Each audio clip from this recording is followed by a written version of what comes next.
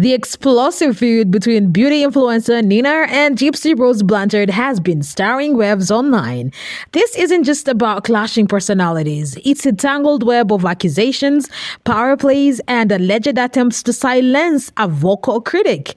Let's dissect the intricate layers of this controversy and uncover the motivations driving each side. Nina, a respected beauty influencer known for her fearless opinions, recently came forward with claims that Gypsy Rose and her stepmother, Christie Blanchard, are targeting her.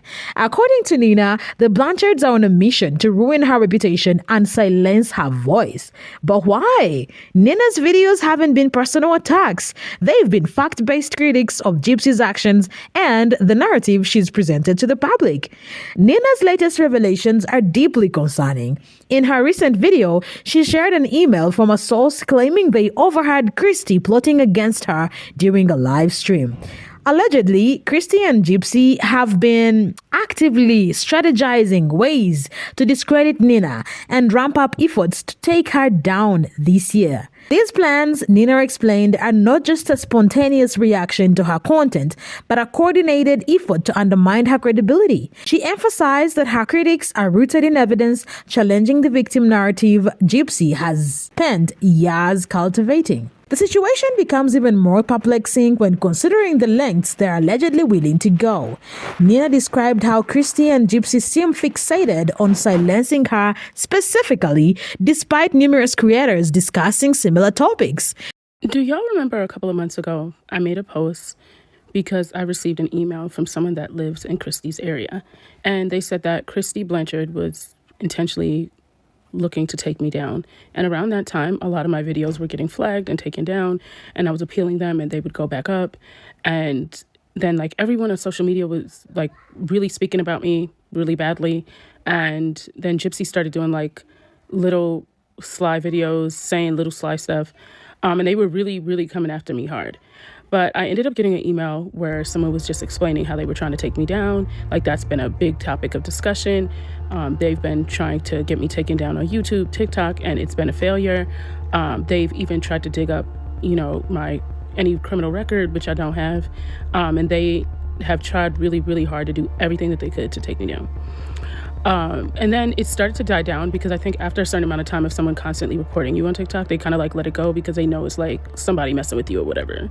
This hyper-focus on Nina suggests a deeper discomfort with the truths she's uncovering. It begs the question, if the Blanchards are so confident that Nina's claims are unfounded, why dedicate so much energy to discredit her? Nina's only crime, it appears, is speaking about Gypsy and refusing to let the carefully curated narrative go unchallenged. Reflecting on this, Nina expressed frustration over the irony of being targeted for telling the truth.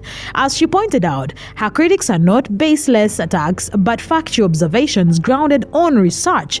Yet, instead of addressing the allegations or offering explanations, the Blanchards seem determined to silence her voice altogether, raising further doubts about the authenticity of their public narrative. Nina revealed something shocking. Gypsy allegedly ran a background check on her, hoping to find dirt that could discredit her. But Nina's record is squeaky clean, leaving Gypsy empty-handed. It's ironic, isn't it? An ex-criminal digging into someone else's past to tarnish their reputation. This desperate move highlights just how far Gypsy might be willing to go to silence her critics. Well, someone told me this morning in an email that they were on someone's live and someone had said that Christie said she was trying to take me down or they were going to really ramp it up this year because creators are basically ruining Gypsy's life. But after that live the other day, I actually think that them saying that is actually true, because that live, them trying to villainize me in that live, specifically just me, I think is very interesting. And that live just seemed very interesting that I was the topic of discussion.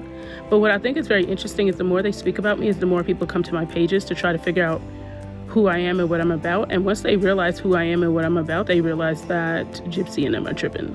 But that wasn't the only move Gypsy allegedly made. According to Nina, this act was part of a broader, calculated campaign to discredit her.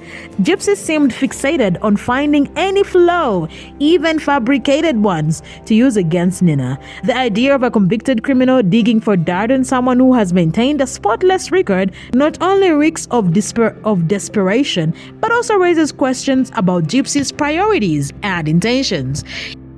Oh, honey, I am so not threatened by you.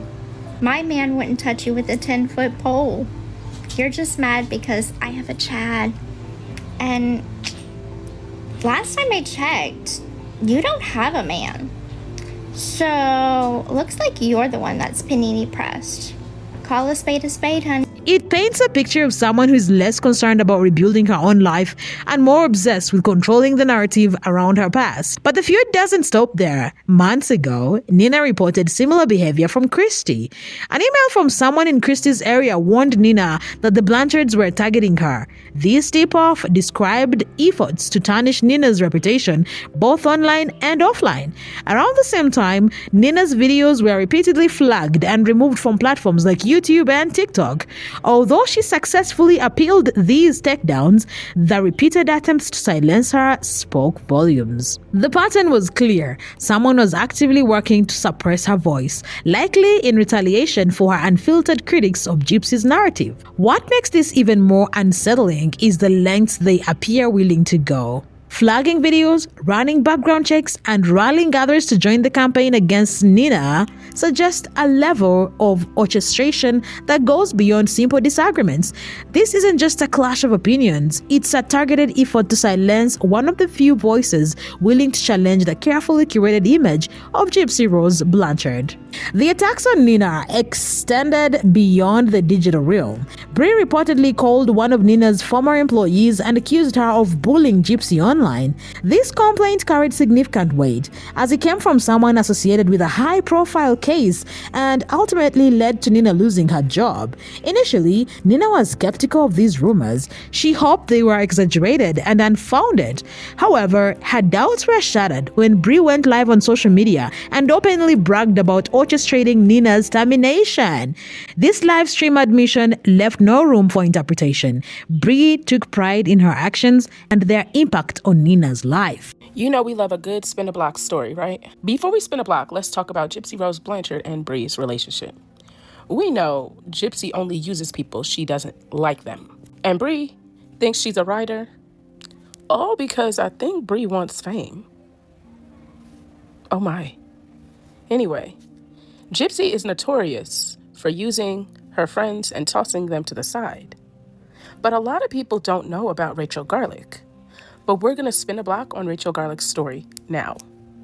And y'all tell me what you think. Even more disturbing was Gypsy's reaction. Instead of distancing herself from the situation or expressing remorse, Gypsy seemingly reveled in Nina's misfortune.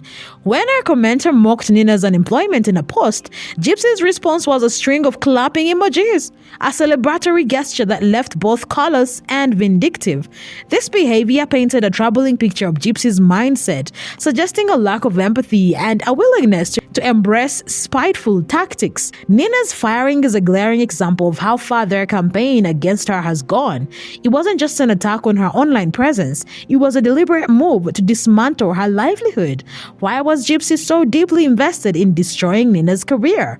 The answer likely lies in the uncomfortable truths Nina was exposing about Gypsy's past. Nina's content directly challenged the widely accepted narrative of Gypsy as a helpless victim who had no choice but to commit a heinous act. Instead, Nina presented evidence that Gypsy's actions were premeditated and entirely avoidable, peeling back layers of the sympathetic image Gypsy had cultivated. By targeting Nina's job, Gypsy and her allies seemed intent on silencing a critic who wasn't afraid to dig deeper and speak out against the narrative they worked so hard to uphold. When Gypsy was released from prison, many rallied around her, believing she was a victim of her mother's abuse. The media played a significant role in amplifying this narrative, portraying Gypsy as a helpless young woman who had endured unimaginable suffering. But Nina dared to question that narrative, bringing a different perspective to the table. She pointed out glaring inconsistencies in Gypsy's story, like her claim that she had no other choice but to unalive her mother.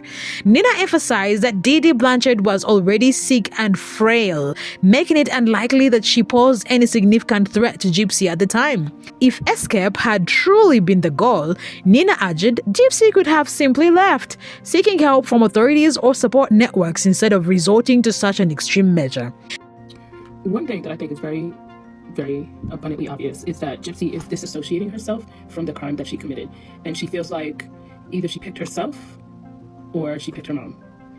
She's not being honest with the fact that her mom was very sickly at the time that she had her unalived. She's not being honest at the fact that she wasn't in imminent danger, and at that point, she could have walked out the door. I think a lot of people really aren't realizing she was 23 years old, and she's now 32 years old. This interview was so dishonest. Furthermore, where she says the only perfect victim in people's eyes are the ones that are not alive. No. The perfect victims are the ones that didn't unalive their mom and then make up stories and villainize their mom. She has disassociated herself from this crime so far, and I'm kind of disappointed in Good Morning America that they felt like this was okay. Nina also delved into Gypsy's medical history, challenging the widely accepted claims about the unnecessary surgeries she endured. Gypsy had alleged that these procedures were a result of her mother's Murchison by proxy abuse, a condition where a caregiver fabricates or induces illness in a dependent. However, Nina's research revealed that many of these surgeries were justified due to Gypsy's chromosome disorder and related health issues. By exposing these details, Nina provided a counter-narrative that shed light on complexities often overlooked in the mainstream portrayal of Gypsy. By challenging the pure victim narrative, Nina forced many to reconsider the story they had accepted without question. This bold stance inevitably drew backlash as it disrupted the sympathetic image that Gypsy had carefully cultivated. Critics accused Nina of being overly harsh, but her supporters admired her willingness to present facts and question popular assumptions. This shift in perception marked a turning point as more people began to scrutinize Gypsy's actions and motives rather than blindly accepting the narrative she had put forward. With so many creators discussing Gypsy's case, why is Nina the primary target? Could it be because her content resonates with viewers, challenging the carefully crafted image of Gypsy as a victim? Or is it something deeper, like racial bias? Nina's followers have speculated that the targeted harassment, including racially insensitive mockery from fake accounts, might have racial undertones. Often features caricatures and offensive imagery aimed at dehumanizing Nina, further suggesting an attempt to not only silence but humiliate her. The Blanchards' actions raise serious questions. If Nina's claims were baseless, why go to such lengths to silence her? Why involve employers, create fake accounts, and flag her videos? These efforts suggest that Blanchards feel threatened by Nina's revelations and are desperate to control the narrative. Their persistent targeting of Nina while ignoring other creators discussing similar topics highlights an obsession with silencing her unique voice. The situation paints a picture of individuals not merely defending themselves but actively trying to maintain dominance over the narrative, a narrative that Nina's research threatens to dismantle entirely. Christie's involvement adds another layer to the story. Instead of guiding Gypsy toward rehabilitation and accountability, Christie seems focused on damage control and financial gain. While Gypsy's reintegration into society should have been about healing and making amends, Christie appears to have taken a different approach, one centered on public perception and financial opportunity. Many observers speculate that her support for Gypsy is less about maternal love and more about maintaining control over Gypsy's earnings from public appearances, interviews, and media deals. Christie's role in managing Gypsy's newfound fame has raised eyebrows, especially as questions arise about where Gypsy's earnings are going and who benefits from them. Her close involvement in Gypsy's public engagements and her apparent focus on ensuring Gypsy remains in the spotlight suggest a vested interest that extends beyond familial care. This dynamic becomes even more questionable when considering Christie's hostility towards critics like Nina. Nina's exposure of Christie's motives could significantly jeopardize these plans. By highlighting the financial interest at play, Nina has shone a light on aspects of the Blanchard family's post-incarceration narrative that Christie would likely prefer remain hidden. This animosity toward Nina appears to stem from a fear that her critics could disrupt not only Gypsy's controlled image, but also the financial benefits that Christie seems intent on safeguarding. As a result, Christie's actions come across not as protective, but as opportunistic, further complicating the public's perception of the Blanchard. Despite relentless attacks, Nina refuses to back down. She has meticulously gathered receipts, screenshots, and a comprehensive timeline documenting every attempt to discredit her, demonstrating her commitment to transparency and truth. From flagged videos to targeted online harassment, Nina has compiled an arsenal of evidence that not only highlights the lengths to which her distractors have gone, but also solidifies her credibility as a determined voice in this ongoing feud. With the legal team on standby, Nina is well prepared to defend herself against any defamation or false accusations, ready to encounter any move with facts and precision. Her resilience is more than just inspiring. It's a testament to her unshakable belief in standing for the truth, no matter the opposition. Supporters admire her tenacity and courage in holding the Blanchards accountable, viewing her as a beacon for those who have faced similar forms of targeted harassment. Nina's determination not only empowers her audience, but also serves as a reminder that even in the face of relentless adversity, integrity and perseverance can shine through. Will this feud escalate to legal action, or will the Blanchards realize their attempts to silence Nina are only amplifying her voice? And what does this saga reveal about Gypsy's true character and the people enabling it? Let's discuss in the comments. Do you think Nina's claims hold weight? Why are the Blanchards so threatened by her? Share your thoughts below and do not forget to like and subscribe for more updates on this unfolding drama. Stay tuned, there's always more to uncover.